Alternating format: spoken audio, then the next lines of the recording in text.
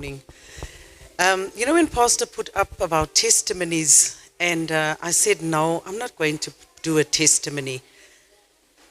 And I didn't put my name. And when I saw two names, and then I said, Lord, I don't want to testify. And God said to me, in all the time that you've been serving me, so much has happened in your life. I've taken you from there and I've put you here. Why don't you want to tell them about my goodness? And I felt so guilty and I put my name down. And I said, God, what do you want me to testify about? Because I've got a lot of testimonies.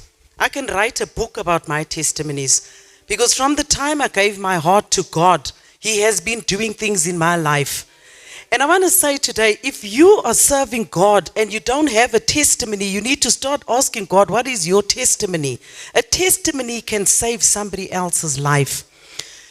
I got married at a very late age because I've been very, very badly abused, which I did share with everybody on Women's Day. I got married at the age of 30 in 2001. And when I got married, I lived with my husband's family, and we lived in a one-bedroom home. There was 13 of us in this home, where you have to wait for everybody to go and sleep so that you can find a place to sleep. And our place to sleep was at the toilet, the entrance of the toilet door. And I used to always sleep there. I was working. I was the only person in that house that was getting up and going to work. I had to take care of these people. And one day I said, Lord, I am tired. I'm working for 300 Rand a week. I have 2 kids. My parents are taking care of my kids, but I've got to take care of these people. And I got up one day and I decided I'm not going to work. I had 100 Rand in my pocket and I came to Johannesburg. I jumped on a bus, not knowing where I am going to. My dad's family was in Johannesburg, but I didn't even know where are they. But I got in this bus. And when I got on this bus, I said I'm walking by faith and not by sight. I got onto this bus and I knew nobody on this bus. It was a city to city, and it was 90 Rand and I had a 10 Rand change. And when I got on the bus, a lady was sitting on the corner and she said, Psst, come sit next to me. And I went and I sat next to her. And riding on the way, and I knew nothing about the bus, nothing, that the bus stops at a halfway and what happens, I knew nothing. All I knew is that I'm coming to Joburg, I'm going to sleep on the station, I'm going to get up in the morning, I'm going to look for a job, and I'm going to come back in the evening. All I needed to do was to bath and change. I had toothpaste, I had a face cloth, I had whatever necessities that I needed in a bag. And as we're riding on this bus, we got to the halfway and I said, I am so hungry, but I can't even tell this lady next to me because I got not a cent on me. I had a 10 Rand.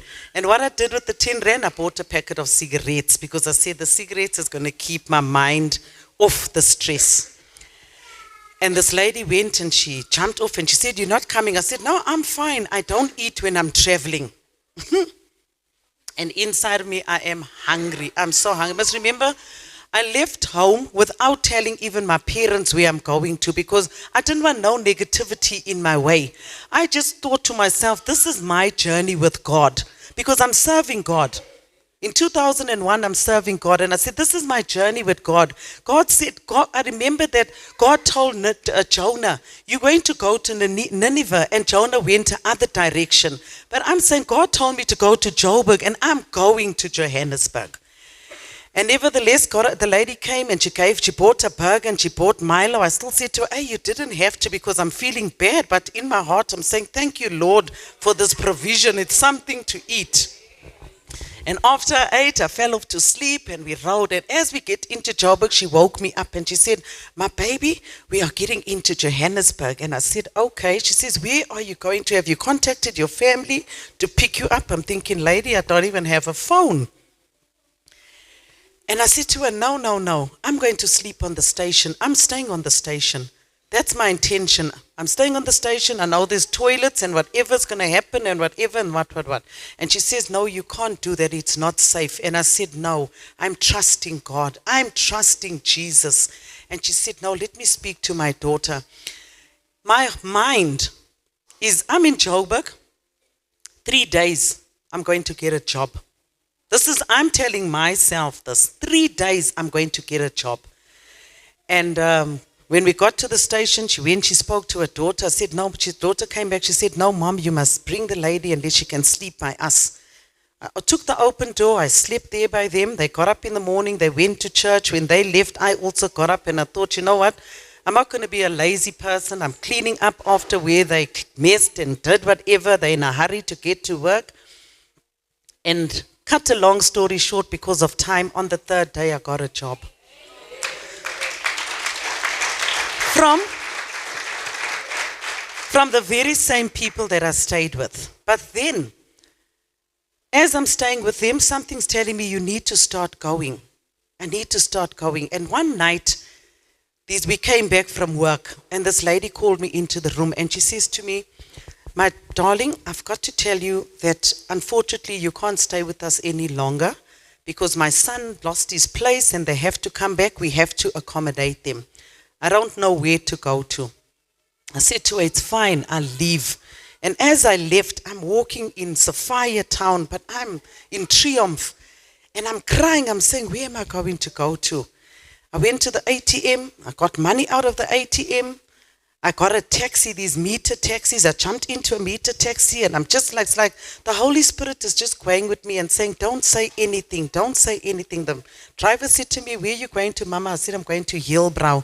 Who I know in Heilbrow? Nobody. But I remember my dad's sister lives in Heilbrow. And as we got into Heilbrow, I spotted my auntie. And I said to the taxi driver, drop me off there, drop me off there. And there's my auntie, I'm going to her. I jumped off and I went to my auntie. And she took me in. And I lived with her. But I want to just tell you that from that time, I found my own place. I brought my family up. I used to work, but my money I was earning was not good enough. I used to leave job to job to job. I used to even walk and sell stuff in the road. I used to work for this company because I saw they pay you so much. I left my job. I went and worked at this company. When I got there, they gave me a big bag. I had to sell toys. I'm thinking, Lord, I'm 45, 46. I'm selling toys. And I used to walk. I never had money. I used to walk from Randburg to Kaya-Sands, from Kaya-Sands to Four Ways, and I come back. Then this job said to us, we need to go to Cape Town. I went to Cape Town. I worked in Cape Town. We worked. They said when we come back, we're going to pay us. For 3 months, they gave me 70 rand. But I didn't give up. I didn't give up. And one day my friend phoned me and she says, friend, are you looking for a job? I said, yes. And she said, I had different jobs. People, I can tell you about different places I worked and how it happened and what happened. I worked in this company and then I worked in Melrose Arch. That's when my life really started turning around. I worked in Melrose Arch and this was after I lost everything. My house, my car, everything. And I was there 2 weeks and they said to me, you need to go to Dubai because I wrote a script of selling, of getting brokers to do appointments and they wanted me in Dubai. Everything was paid for. I lived in Dubai. 2013, I came back when my dad fell ill and I looked after my father. And I thought if my father passed away, and when he passed away, we met up in a car accident on the N17 where the car was written off and God kept us. And I came, after that, the accident happened. I thought, now I'm going back to work, but because I was suffering from depression, I was suicidal. They said, no, we can't take you. We can't accept you in the job anymore. I lost my job.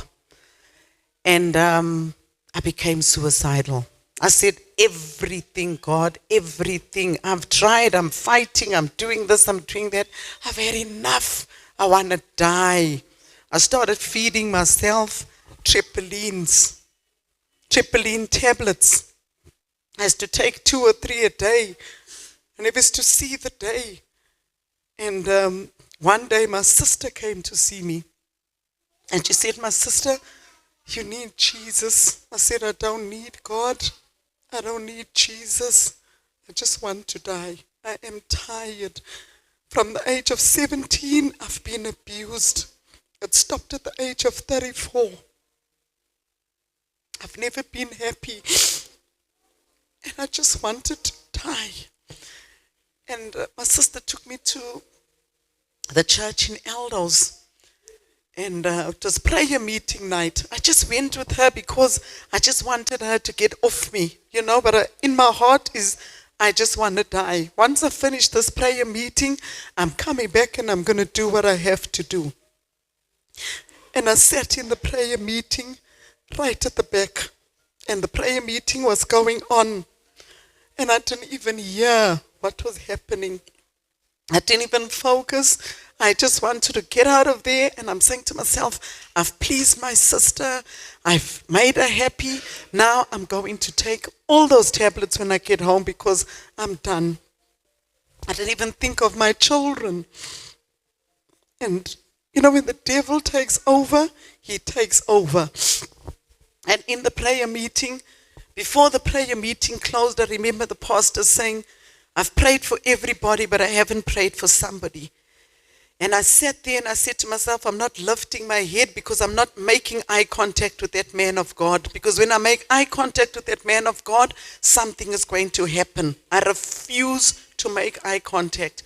And the next minute, I felt his hand on my hand. He says, "Why are you crying for your father? Why do you want to kill yourself? God says, it's not yet over." And he kept talking, and he brought me to the front, and he brought me to the front, and he's walking, and he's holding my hand, and he's talking to me. And when we got to the front, he let his hand go on my tummy, and I fell back, and he picked me up, and he brought 3 times. And since that day, I never cried for my dad. I forgot about how I came in. I remembered Jesus has now come back into my life. I felt that healing inside of me, and I went back home, and I'm saying to my sister, and the pastor said, "Come back on Sunday and bring your CV." And I said, "Okay, I'm going to bring my CV." I'm saying to my sister, "I can't wait for Sunday. I can't wait for Sunday." Saturday, I prepared myself because I'm going to church. I'm taking my CV. Got into church Sunday morning. The pastor called me up again. He took my CV, raised it to the heavens, and he says, "Come back next week, Sunday, with 2 testimonies of 2 jobs. You're going to get 2 jobs on Wednesday. You're going to choose which job you're going to get because favor is over you." And I came back the Sunday. I left that Sunday. The Tuesday, I got a phone call. I don't know where I put my CV. I've never given my CV out. I've never, ever been in a job where I had to produce a CV. I got a call, "Come to Santon." My sister said, "Okay, drop me off. You go to the interview." I got to the interview. I didn't even speak to HR. I was introduced himself to me, the owner, the CEO of the company. And he says, "You're going to work for me." I said, "I brought my CV." He said, "I don't want your CV, I want you." Now I left there because now I'm thinking to myself, but I've got a place that I'm living in. I need to pay rent. How am I going to pay rent? Because this job is in January. And as I'm driving off, I remembered my old job. I went back to my old job. When I got there, everybody was new. And one lady recognized me and she said, "Come, let's phone the boss." And we phoned him. And she said to him, "Guess who's here?" And she told him, and he says, "My dear, where do you come from?" And I said to him, "I'm looking for a job." He says, "I'll call you back." I left there. Before I could get back to the house, the phone call came, "Come and start work on Thursday." I started work with him. I didn't go to the other job because where I was going to go work in January, they were giving me 6,000 rand. Where I'm going to work now with him, he was giving me that every week. And I said, "This is God." And while I was working for him, somebody contacted me. They were looking for a personal assistant at Liberty Life. And this lady wanted me. She was actually headhunting me. I left there, I went to work at Liberty Life. No CV, no interview. I worked at Liberty Life. While I was working at Liberty Life, I made a phone call. Also for brokers, to appointments for brokers, I made this phone call. And the phone call I made, I'm there now for 10 years. No CV, no interview, and God has just been blessing me since. And I just want to, my testimony is just to encourage people about work. When you go and look for a job, don't worry about your CV. Trust God. Trust God. Tell God that I'm walking into this job. This is my job. I am receiving this job. We need to start speaking in faith for God to do some things in our lives. Even when I went to find, I used to walk to El Dorado Park. I used to get up at 7 o'clock in the morning. Before I leave, I used to cook my meal because I'm only coming back at 4 o'clock. I used to leave my house. I used to walk to Southdale, take a taxi. From there, take a taxi to Elders. From Elders police station, I walked to church. I used to pack every chair in the church. The church was about 250 people. I used to pack every chair. I used to wipe down every chair. And I never did it because I wanted recognition from the pastor. I did it because God ordained me to do it. He ordered me to do it. And if God says to you, Sunday morning, get up and go and pack those chairs. Get up and do this. I want you to do this in the house of God. We need to start being obedient because obedience is better than sacrifice. And God has blessed me. He blessed me with the car. I couldn't buy a car because I'm on ITC. But I've driven 2 cars in the past year. 2 cars. And who's that? It's God. So my encouragement today to everybody is let us trust God. We're in the right place. You know, my life has become so much different ever since I walked into this door, into SFCC. I'm going to be a year in SFCC. And what God has done in that year is accountable for all the other years when my life was down. Brothers, sisters, young people, keep in the ways of God. Trust God. Sister Teresa encourages us all the time. When it's worship time, sorry, I'm just going a bit over, but God is just telling me to say this. When it's worship time, let us worship God. Let us worship. You know, in worship, you can receive your healing. You can receive your job. You can receive anything in worship. We can't come here and worship God like this. No. When we were in the world, when a song played, ooh la la la, we used to be here. Our hands used to be here in the air. But when we're in God's house, we want to be here. No. How do you expect God to do things in your life when you don't want to do for Him?